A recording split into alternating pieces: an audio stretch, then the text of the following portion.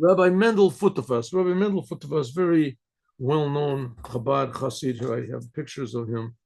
I have pictures of him. Here we go. Let's see what it is. He had a brother. His brother was called Rabbi Handel. Handel.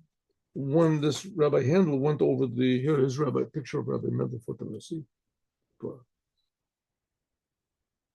he's the one with his hand to his mouth. Rabbi Mendel Futerfas. Get it closer. Yeah, so he had a brother, Rabbi Handel. This Rabbi Handel, he learned in university in Russia. This is World War II. He learned in Russia. He learned in the university. He was a very good painter, a unique painter. And in the beginning, he wasn't very religious, like all the Jews in Russia. All the Jews in Russia, it was very rare for a Jew to be religious in Russia. And at one time, all of them were religious. But when communism came in, so it just changed everything around.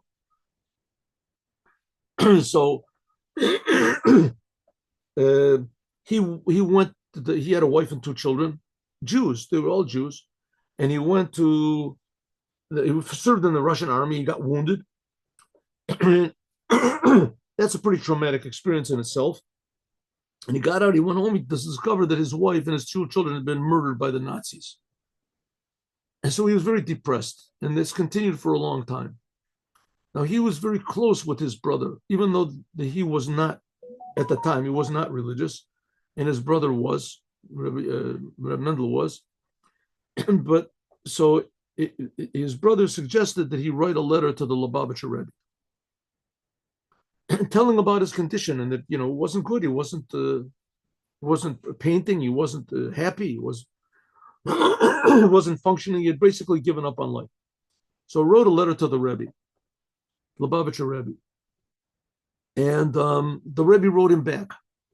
And the Rebbe wrote, you write that you are very depressed and etc. I don't have the letter. So I don't see the letter, but I think maybe it's printed here. I don't think so. Anyway, so the Rebbe wrote him basically that you write that you are an artist and that you write about all the terrible things that have happened to you. And I understand your situation, but the Rebbe said you're an artist, and an artist is taught and also has the ability to see deeper than the surface level, to see beauty in what's normal, to see harmony in things that don't seem to be harmonious at all, to see the unusual in what seems to be very boring and nothing special, seeing the uniqueness.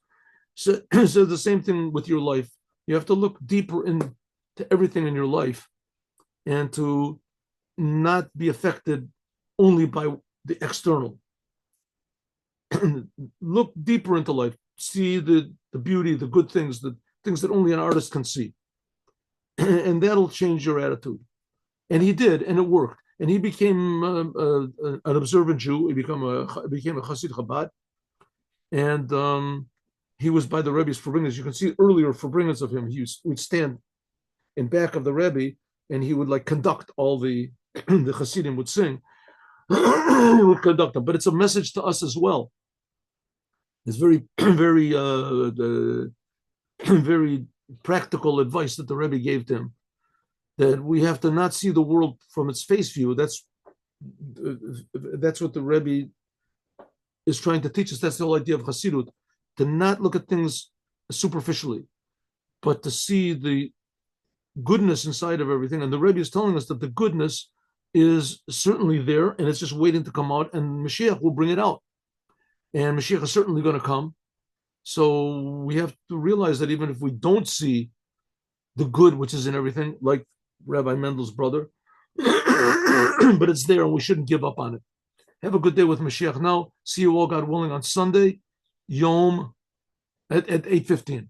And have Shabbat. The Shabbat is Yud Shvat, so we should all accept on ourselves to be more connected to the teachings of the Rebbe and the goals of the Rebbe and the Rebbe himself, and to increase in Torah and to increase in the commandments, and to encourage others to do the same, not to keep it to ourselves.